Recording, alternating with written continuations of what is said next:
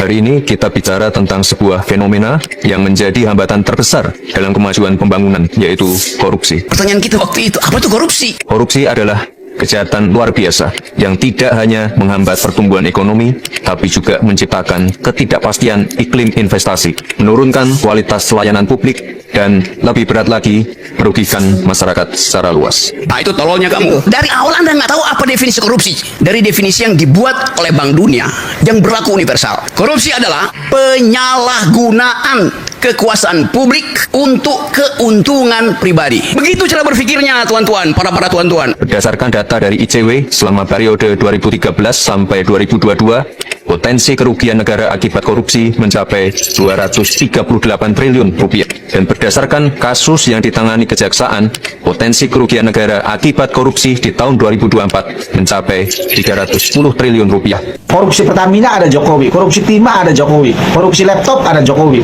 korupsi haji ada Jokowi, dan sekarang korupsi satelit pertahanan ada Jokowi. Kurang baik apa lagi Jokowi? Gimana Pak teriaknya Pak? Hidup Jokowi! Ya, di setiap kasus pasti mengaitkan dengan nama saya, karena apapun program kerja-kerja menteri pasti dari kebijakan presiden, pasti dari arahan presiden, dan juga dari perintah-perintah presiden. Tetapi tidak ada yang namanya perintah, tidak ada yang namanya arahan untuk korupsi, nggak ada. Tidak ada yang namanya perintah, tidak ada yang namanya arahan untuk korupsi, nggak ada. Artinya nggak heran ya Pak, misalnya dalam... Ya memang itu kebijakan dari presiden, memang itu arahan dari presiden. Nah, berarti dia memperoleh keuntungan pribadi. Maka masuklah definisi itu lengkap. Karena definisinya adalah korupsi, penyalahgunaan kekuasaan publik untuk keuntungan pribadi. Presiden mengintervensi. Kenapa? Karena presiden surplus kekuasaan. Yang mampu mengintervensi adalah dia yang mempunyai surplus kekuasaan. Siapa itu? Hanya presiden yang mampu. Saya udah ditangkap Jokowi. Karena dia menyalahgunakan jabatan publiknya untuk berbuat jahat. Sama logikanya. Pengembalian aset negara yang dikorupsi sangat sulit untuk dilakukan. Dan lebih dari 90% menguap begitu saja. Bahkan justru tetap bisa dinikmati oleh pelaku dan kerabat pelaku. Kenapa sih kasus korupsi itu selalu menyebutkan nama Jokowi, tapi tidak pernah diperiksa? Ada apa dengan Kejaksaan Agung? Contoh kasus ini. Nadiem Makarim sebut nama Jokowi di sidang Kerombuk. Ada Jokowinya. Kasus impor gula, Tom Lembong ada juga. Nah, Tom Lembong juga mengatakan ini. Berarti apakah termasuk mengimpor gula tersebut adalah bagian dari instruksi Presiden Jokowi, dan memang itu sah-sah saja, saya juga mendukung karena melihat kebutuhan gula yang sangat darurat begitu. Apakah Anda dengar bahwa mengimpor gula 200.000 ton itu pun adalah bagian dari instruksi Jokowi? Saya rasa benar. Saya rasa iya. Kok Bapak Irjen Pol kenapa nggak protes? Kenapa hanya Tom Lembong yang jadi tersedak? Kenapa nggak Pak Jokowi? Dan dia kasih instruksi. Bansos COVID-19, Julian Batubara, kader PDIP sekaligus mantan menteri, itu ada Jokowinya juga. Kasus BTS, Johnny Giplet, ada nyebutin Jokowi. Kasus gratifikasi ex-menteri SYL, ada juga. Kasus tambang timah ilegal, Ali Samsuri, ada juga menyebutkan Presiden Joko Widodo. Jadi bingung kita guys, kenapa setiap ada korupsi nyebutin nama Jokowi? Ya, oke teman-teman, selamat datang kembali di channel ini. Sederet nama Menteri Jokowi yang terlibat korupsi dari tahun 2014-2023. Ya, nanti kita akan melihat ya menteri-menteri Pak Jokowi yang terlibat dalam tindakan korupsi, teman-teman. Dan seperti yang disampaikan tadi bahwa di cuplikan video memang beberapa kali disebutkan nama Pak Jokowi ya di dalam persidangan dan juga ya dalam penyelidikan yang mengenai tindakan-tindakan korupsi. Dan seperti yang disampaikan oleh Pak Jokowi bahwa wajar-wajar saja karena dia presiden pada masa itu. Nah, tentu seperti yang kita ketahui teman-teman bahwa menteri itu tidak memiliki visi misi. Yang memiliki visi misi adalah seorang presiden. Dan presiden yang dikerjakan oleh menteri itu adalah ya visi misi dari seorang presiden. Dan ini yang disampaikan oleh Pak Jokowi pembelaan bahwa memang yang dikerjakan itu adalah suruhan dari Presiden mengerjakan program-program pemerintah tetapi tidak pernah memberikan arahan instruksi untuk melakukan tindakan korupsi. Ya mungkin sampai sekarang itu yang membuat bahwa Pak Jokowi tidak pernah diperiksa, ya tidak pernah dipanggil oleh Kejagung dalam hal ini. Ya baru-baru ini teman-teman, ya Ahok meminta supaya Presiden dipanggil dalam tindakan korupsi di Pertamina, ya di dalam persidangan ketika dia menjadi saksi yang dihadirkan oleh jaksa, maka Pak Ahok meminta supaya Presiden dan Menteri BUMN itu dipanggil. Oke.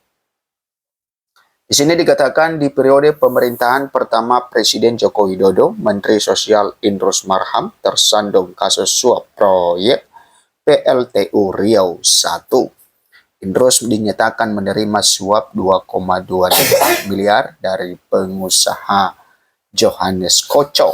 Idrus dijatuhi hukuman 3 tahun penjara di Pengadilan Tipikor dan di tingkat kasasi diganjar 2 tahun penjara.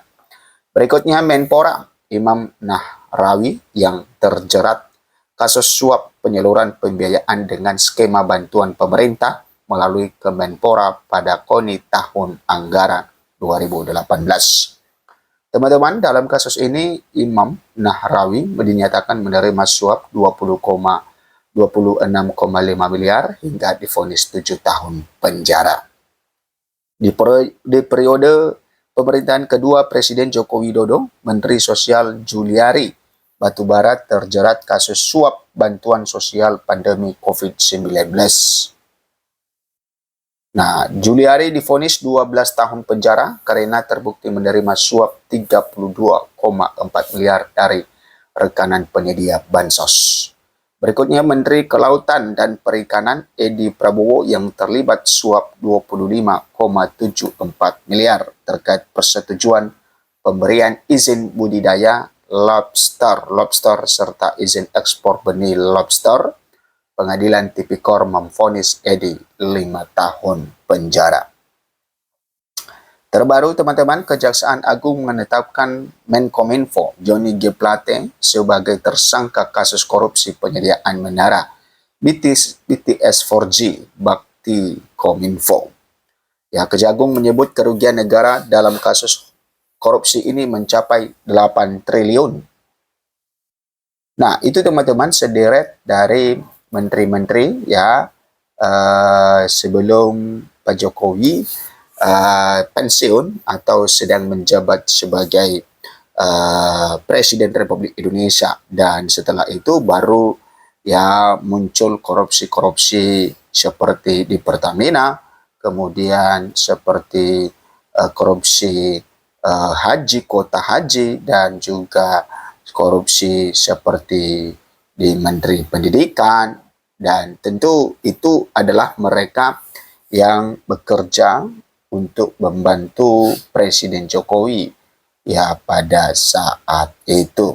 Oke, kita lihat di sini teman-teman, di sini dikatakan kata Jokowi soal namanya disebut di sejumlah kasus ex-menteri. Nah, ini adalah tanggapan ya dari Pak Jokowi ketika namanya disebut ya dalam kasus korupsi ya yang terjerat ya di mana mantan-mantan anak buahnya, mantan-mantan menteri Jokowi. Presiden ke-7 Joko Widodo menegaskan tidak pernah memberikan arahan untuk korupsi. Pernyataan Jokowi ini menanggapi namanya yang disebut-sebut dalam kasus korupsi sejumlah menterinya. Nah, Pak Jokowi menegaskan bahwa tidak pernah memberikan arahan untuk korupsi. Nah, Jokowi mengakui setiap kasus korupsi yang dialami nama menteri di era Kabinet Indonesia Maju selalu menyeret namanya. Ia mengatakan apapun program kerja pasti dari kebijakan dari Presiden. Ya, di setiap kasus pasti mengaitkan dengan nama saya, karena apapun program kerja menteri pasti dari kebijakan Presiden, pasti dari arahan Presiden, dan juga dari perintah-perintah Presiden, kata Jokowi ditemui di kediaman Sumber Banjarsari. Nah, teman-teman, ya meski begitu, ya ini adalah pembelaan yang disampaikan oleh Pak Jokowi. Jokowi menegaskan tidak pernah memerintahkan para menteri untuk melakukan korupsi. Ya, tetapi tidak ada yang namanya perintah, tidak ada yang namanya arahan untuk korupsi. Nggak ada, ungkapnya. Ia kembali menyebut kebijakan yang diambil oleh setiap menteri merupakan kebijakan presiden. Dan ini adalah Pak Jokowi mengakui bahwa kebijakan-kebijakan yang diambil menteri itu adalah kebijakan presiden. Dan satu hal bahwa ya Pak Jokowi tidak pernah menyuruh mereka untuk melakukan tindakan korupsi. Nah, sehingga mungkin sampai sekarang ya Pak Jokowi tidak pernah dipanggil oleh kejaksaan karena memang yang dikerjakan oleh menteri itu adalah kebijakan dari presiden, keputusan presiden dan perintah dari presiden. Tapi untuk melakukan tindakan korupsi, ya presiden tidak pernah memberikan memberikan arahan supaya melakukan tindakan korupsi. Itu yang disampaikan oleh Pak Jokowi. Makanya sangat pantas juga katanya bahwa ya namanya disebut-sebut, ya namanya terseret itu karena ya dia pada saat itu yang menjabat sebagai presiden. Ya apalagi itu adalah pembantunya. Dan sekali lagi seperti yang disampaikan oleh Pak Jokowi katanya bahwa tidak pernah memberikan arahan untuk melakukan tindakan korupsi. Ya, yang memang itu kebijakan dari presiden, memang itu arahan presiden jelasnya. Diketahui sejumlah menteri di Kabinet Indonesia Maju seperti Nadiem Makarim. Nah, ini adalah nama-nama yang baru muncul ya, menteri-menteri di era Pak Jokowi yang tersandung kasus korupsi ya setelah Pak Jokowi lengser dari jabatannya. Diketahui sejumlah menteri di Kabinet Indonesia Maju seperti Nadiem Makarim, Yakut Kolil, dan Dito Aritejo menyebut namanya saat dimintai keterangan oleh KPK. Terakhir, ex-Menpora Dito Aritejo adalah yang menyebut nama Jokowi saat dimintai keterangan oleh KPK dalam kasus korupsi kuota haji. Secara garis besar memang yang ditanyakan lebih detail saat kunjungan kerja ke Arab Saudi. Waktu itu saya mendampingi Bapak Presiden Jokowi dan tadi saya sudah menceritakan semuanya detail, kata Dito di Gedung Merah Putih KPK Jakarta Selatan pada hari Jumat. Nah, itu teman-teman tentang jawaban Pak Jokowi di mana namanya terseret disebut-sebut dan kata Pak Jokowi bahwa itu hal yang wajar karena dia presiden pada saat itu. Silakan memberikan komentar Anda. Sampai jumpa di video berikut.